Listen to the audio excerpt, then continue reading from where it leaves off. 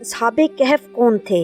مکمل واقعہ۔ وہ لوگ 300 سال تک غار میں کیسے زندہ رہے؟ بادشاہ دقیانوس کے ظلم و ستم سے پریشان ہو کر یہ لوگ اپنا ایمان بچانے کے لیے اس کے دربار سے بھاگ نکلے اور ایک پہاڑ کے غار میں جا کر چھپ گئے اور وہیں سو گئے تو 300 برس تک۔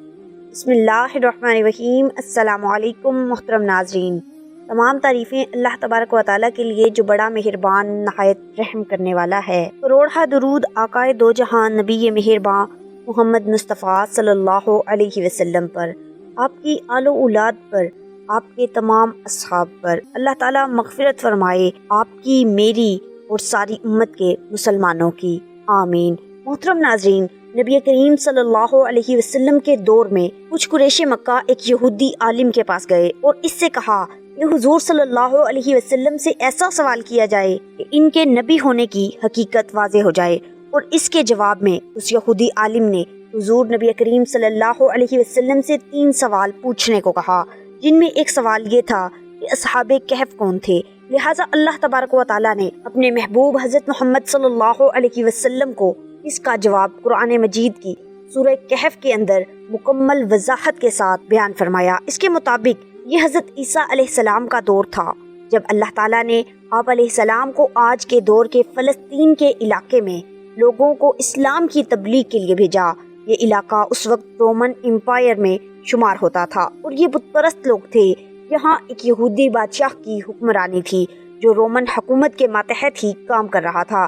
جب حضرت عیسیٰ علیہ السلام نے یہاں تبلیغ شروع کی تو رومی لوگ آپ علیہ السلام کے مخالف ہو گئے اور آپ کو گرفتار کر کے سولی پر لٹکانا چاہا، مگر اللہ تبارک و تعالیٰ کے حکم سے آپ علیہ السلام کو زندہ آسمان پر اٹھا لیا گیا۔ اس واقعے کے کچھ عرصے بعد یہودی لوگوں نے رومی حکومت کے خلاف بغاوت کر دی، لہٰذا اس کے رد عمل میں غصے ہو کر ٹائٹس نامی رومی بادشاہ نے یروشلم اور فلسطین پر حملہ کر کے اسے مکمل تباہ کر دیا، حتیٰ کہ بیت المقدس کو بھی اس نے مکمل تباہ کر دیا۔ اسی دوران اس نے 1.5 لاکھ یہودیوں کو قتل کر دیا۔ جو بچے کچے یہودی رہ گئے تھے وہ جان بچا کر فلسطین سے نکل گئے، اور یوں صرف جو حضرت عیسیٰ علیہ السلام کے ماننے والے تھے اور ان کی تعلیمات کے پیروکار تھے، صرف وہی فلسطین میں موجود رہ گئے۔ محترم ناظرین، اس زمانے میں دقیانوس نام کے بادشاہ کی حکومت تھی جو کہ رومی تھا اور بت پرست تھا، لہٰذا اس کی حکومت میں موجود عیسائی لوگوں پر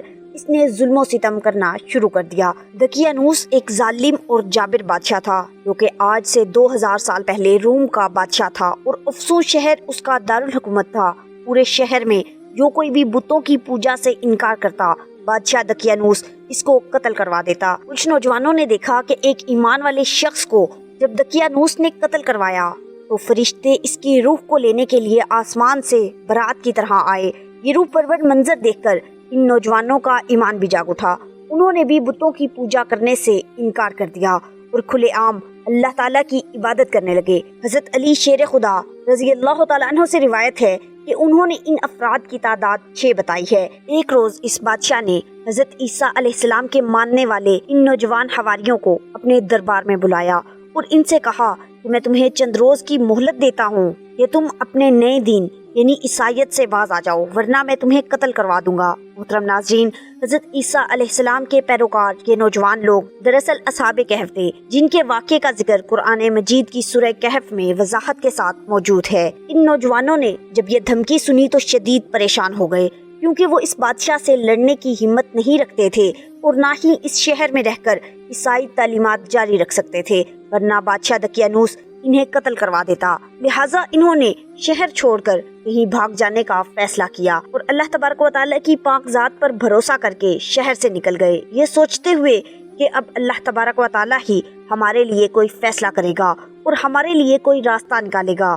دقیانوس کے ظلم و جبر سے پریشان ہو کر یہ لوگ اپنا ایمان بچانے کے لیے اس کے دربار سے بھاگ نکلے اور قریب کے پہاڑ کے ایک غار کے اندر پناہ گزی ہوئے اور سو گئے تو 300 برس سے زیادہ عرصے تک اسی حال میں سوتے رہ گئے۔ دقیانوس نے جب ان لوگوں کو تلاش کروایا اور اس کو معلوم ہوا کہ یہ لوگ غار کے اندر ہیں تو وہ بے حد ناراض ہوا اور فرتے غیظ و غضب میں یہ حکم دے دیا کہ غار کو ایک سنگین دیوار اٹھا کر بند کر دیا جائے تاکہ یہ لوگ اسی میں رہ کر مر جائیں اور وہی غار ان لوگوں کی قبر بن جائے۔ مگر دقیانوس نے جس شخص کے سپرد یہ کام کیا تھا وہ بہت ہی نیک دل और साहिब ईमान आदमी था। इसने असहाबे कहफ के नाम, उनकी तादाद और उनका पूरा वाकया एक तख्ती पर कुंदा कराकर तांबे के संदूक के अंदर रखकर दीवार की बुनियाद में रख दिया और इसी तरह की एक तख्ती शाही खजाने में भी महफूज करा दी। कुछ दिनों के बाद दकियानूस बादशाह मर गया और सल्तनतें बदलती रही, यहाँ तक कि एक नेक दिल और इंसाफ दिल बादशाह जिसका नाम बदरूस था तख्त नशीन हुआ, जिसने 68 साल तक बहुत शानो शौकत के साथ हुकूमत की। इसके दौर में मजहबी फिरका बंदी शुरू हो गई और बाज लोग मरने के बाद उठने और कयामत का इनकार करने लगे। कौम का ये हाल देखकर बादशाह रंजो गम में डूब गया और वो तन्हाई में एक मकान के अंदर बंद होकर अल्लाह तबारक व तआला के दरबार में नहायत बेकरारी के साथ गरिया उजारी करके दुआएं मांगने लगा। या अल्लाह, कोई ऐसी निशानी जाहिर फरमा दे ताकि लोगों को मरने के बाद जिंदा होकर उठने और कयामत का यकीन हो जाए। बादशाह की ये दुआ कबूल हुई और अचानक बकरियों के एक चरवाहे ने अपनी बकरियों को ठहराने के लिए इसी गार को मुंतखब किया और दीवार को गिरा दिया। दीवार गिरते ही लोगों पर ऐसी हैबत और दहशत सवार हो गई कि दीवार गिरने वाले लर्जा बरअंदाम होकर वहां से भाग गए। असहाबे कहफ बहुक्म इलाही अपनी नींद से बेदार होकर उठ बैठे और एक दूसरे से सलामो कलाम में मशगूल हो गए और नमाज भी अदा कर ली। जब इन लोगों को भूख लगी तो इन लोगों ने अपने एक साथी यमलीखा से कहा कि तुम बाजार जाकर कुछ खाना लाओ, नहायत खामोशी से ये भी मालूम करो कि दकियानूस हम लोगों के बारे में क्या इरादा रखता है। यमलीखा गार से निकलकर बाजार गए और ये देखकर हैरान रह गए कि शहर में हर तरफ इस्लाम का चर्चा है और लोग एलानिया हजरत ईसा अलैहिस्सलाम का कलमा पढ़ रहे हैं। यमलीखा ये मंजर देखकर महवे हैरत हो गए कि इलाही ये माजरा क्या है कि इस शहर में तो ईमान और इस्लाम का नाम लेना भी जुर्म था। आज ये इनकलाब कहाँ से और क्यों करा गया। फिर ये एक नानबाई की दुकान पर खाना लेने गए और दकियानूसी जमाने का रुपया दुकानदार को दिया जिसका चलन बंद हो चुका था, बल्कि कोई इस सिक्के का देखने वाला भी बाकी न रह गया था। दुकानदार को शुबा हुआ कि शायद इस शख्स को कोई पुराना खजाना मिल गया है। चुनाचा दुकानदार ने इनको हकाम के सुपुर्द कर दिया और हुकाम ने इनसे खजाने के बारे में पूछगिछ शुरू कर दी और कहा कि बताओ खजाना कहाँ है। यमलीखा ने कहा कि कोई खजाना नहीं है, ये हमारा ही रुपया है।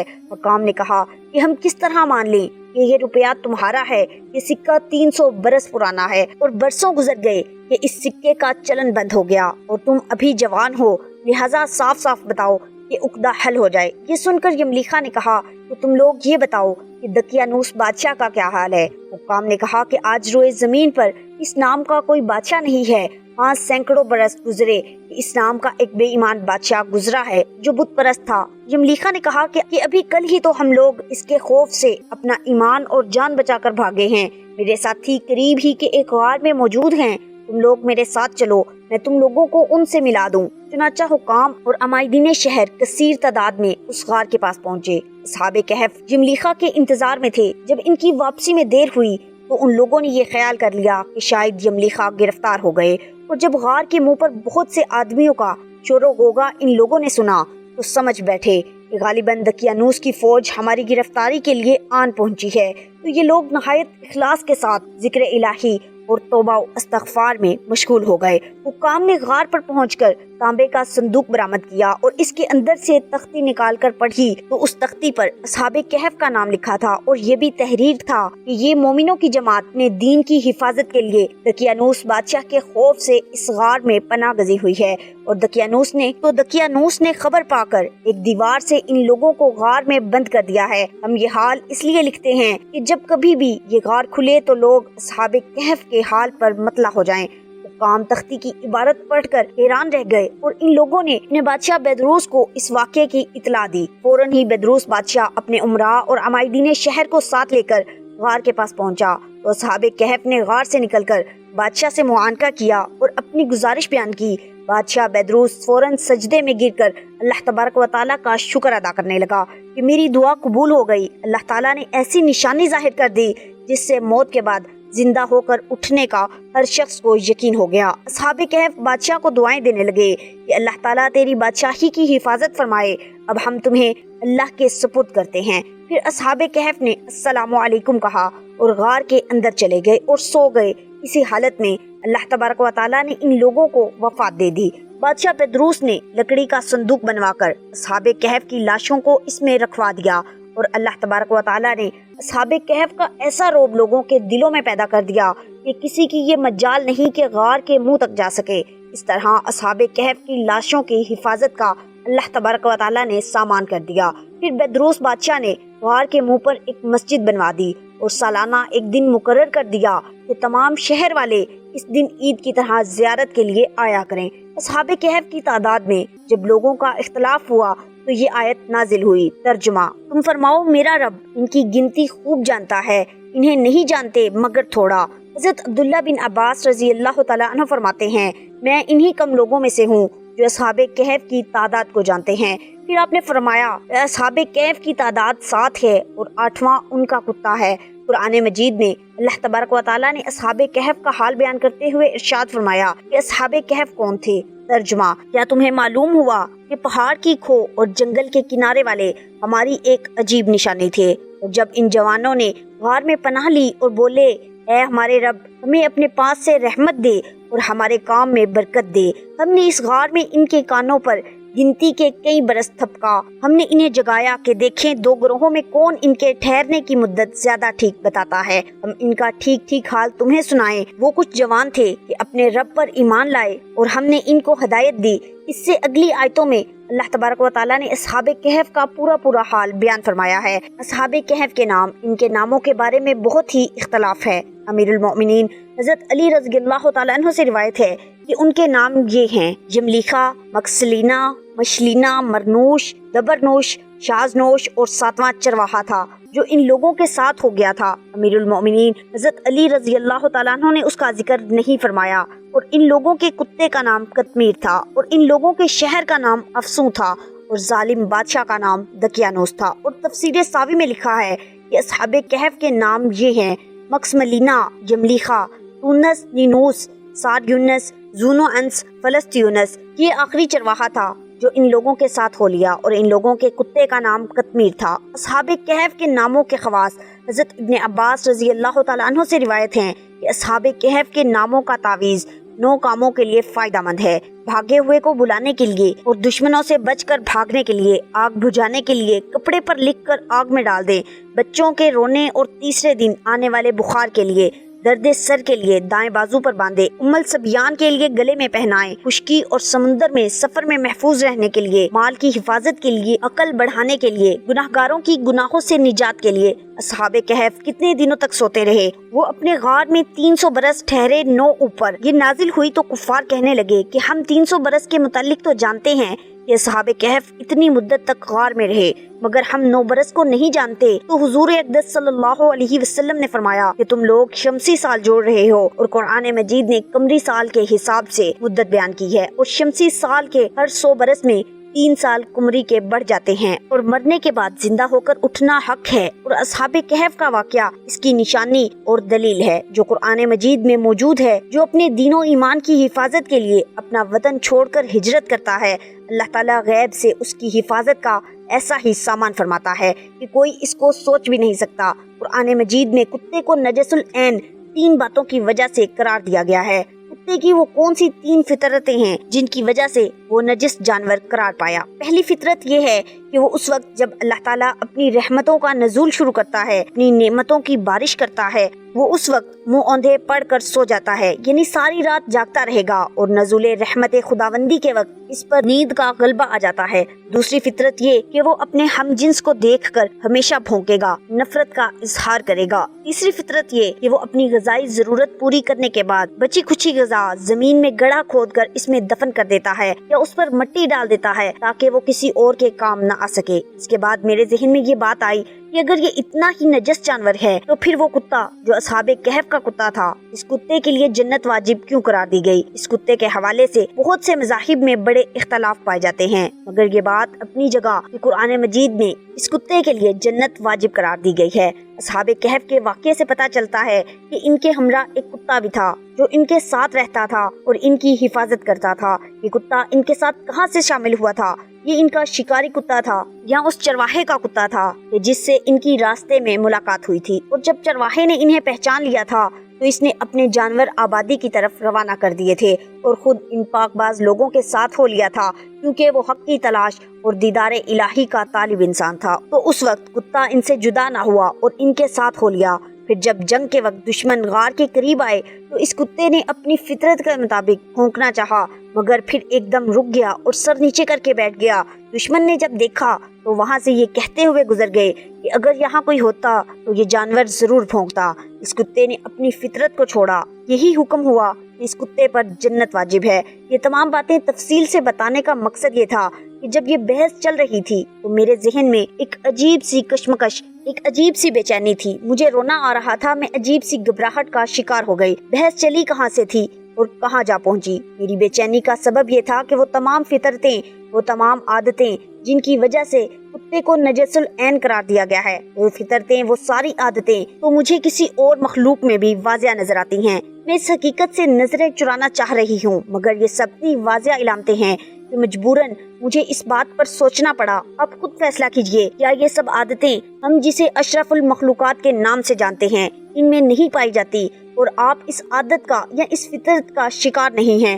ساری رات اپنی بیجا مصروفیات میں جاگ کر طلوع آفتاب کے وقت سو جانا کیا میری اور آپ کی روٹین کا حصہ نہیں ہے؟ اپنے ہی بہن بھائیوں کو نفرت سے دیکھنا، ان کے لیے آسانیاں پیدا کرنے کے بجائے مشکلات پیدا کرنا میری اور آپ کی فطرت کا حصہ نہیں؟ اپنی غذائی ضروریات پوری کرنے کے بعد بقیہ کھانے کو فریج جیسی مشین میں محفوظ کر دینا اور بعد میں ضرورت نہ پڑنے پر ضائع کر دینا ہمارا روزمرہ کا معمول نہیں ہے؟ ان سب باتوں کا جواب شاید ہم میں سے کسی کے پاس نہ ہو۔ پھر میرا رب، میرا پروردگار، تمام جہانوں کو پالنے والا، 70 ماؤں سے زیادہ محبت کرنے والا، ہمیں اتنی بڑی مثال دے کر سمجھا رہا ہے کہ اصحاب کہف کے کتے نے صرف اپنی ایک فطرت چھوڑی تو اس پر جنت واجب ہو گئی، تو پھر ہم جسے ہمارے رب نے اشرف المخلوقات کا درجہ دے کر اپنی سب سے پیاری مخلوق بنا دیا ہے، اگر اپنی صرف ایک فطرت بھی چھوڑ دیں تو کیا رب العالمین، میرا پیارا رب جو صرف اس بات کا منتظر رہتا ہے کہ کب اس کا بندہ اس سے مغفرت کے لیے رجوع کر لے، کیا وہ اپنی رحمتوں سے ہماری بخشش نہ کر دے گا؟ ایک بار حضور نبی کریم صلی اللہ علیہ وسلم ایک تالاب کے کنارے تشریف فرما تھے کہ وہاں ابو جہل کا بیٹا اکرمہ رضی اللہ تعالیٰ عنہ، جو بعد میں مسلمان ہو گئے تھے، آیا اور کہنے لگا، اگر آپ سچے ہیں تو وہ جو تالاب کے دوسرے کنارے پر پتھر پڑا ہے اسے حکم دیجئے کہ وہ پانی پر تیرتا ہوا آپ صلی اللہ علیہ وسلم کے پاس پہنچ جائے اور ڈوبے نہیں۔ حضور نبی کریم صلی اللہ علیہ وسلم نے اس پتھر کی طرف اشارہ کر کے فرمایا کہ میرے پاس آؤ، تو وہ پتھر اسی وقت اپنی جگہ سے اکھڑ کر پانی میں آ گیا اور پانی کے اوپر تیرتا ہوا حضور نبی کریم صلی اللہ علیہ وسلم کی خدمت میں حاضر ہو گیا اور بآواز بلند کلمہ شریف پڑھنے لگا۔ حضور صلی اللہ علیہ وسلم نے اکرمہ سے فرمایا، بس یہاں کچھ اور ہے۔ انہوں نے کہا، اب اسے کہیے کہ یہ واپس اپنے مقام پر چلا جائے۔ چنانچہ حضور نبی کریم صلی اللہ علیہ وسلم نے پھر اسے ارشاد فرمایا تو وہ واپس تیرتا ہوا اپنی جگہ چلا گیا۔ حضرت اکرمہ رضی اللہ تعالیٰ عنہ نے اسلام لانے سے قبل ایک جنگ میں ایک مسلمان انصاری کو شہید کر دیا۔ جب یہ خبر حضور صلی اللہ علیہ وسلم کو ملی تو آپ صلی اللہ علیہ وسلم مسکرا دیے۔ صحابہ کرام نے عرض کی، یا رسول اللہ صلی اللہ علیہ وسلم، آپ مسکرائے کیوں؟ فرمایا، اس لیے کہ اکرمہ نے ایک مسلمان کو شہید کر دیا ہے، مگر میں اکرمہ کو بھی اس مسلمان شہید کے ساتھ جنت میں دیکھ رہا ہوں، یہ دونوں ہی جنتی ہیں۔ اللہ تعالیٰ ہمیں صحابہ کرام اور اہل بیت و اطہار سے محبت کرنے کی توفیق عطا فرمائے اور ہمارا خاتمہ ایمان پر فرمائے، ہمیں نیک اور اعمال صالح کرنے کی توفیق عطا فرمائے، آمین۔ محترم ناظرین، امید کرتی ہوں آپ کو آج کی ویڈیو پسند آئی ہوگی۔ ویڈیو اچھی لگے تو اسے لائک اور شیئر ضرور کیجیے اور کمنٹ باکس میں اللہ تعالیٰ کے 99 ناموں میں سے ایک نام ضرور ٹائپ کرے۔ ملتے ہیں اگلی ویڈیو میں، تب تک کے